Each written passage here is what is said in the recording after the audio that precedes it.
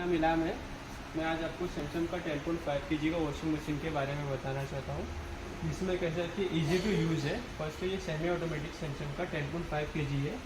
इसमें आप वॉश कर सकते हो, भी देख सकते हो। ये वॉशर है जो सबसे बड़े कैपेसिटी के साथ में आता है। सेकेंड, ये स्पिनिंग आता है, ये स्पिनिंग आता है, इसमें से वॉश करने के बाद आप स्पिन कर सकते हो। अब ये होने के बाद इसमें कैसा है कि आपको इजी टू कंफर्ट रहेगा, इजी टू आप मूव कर सकते हो।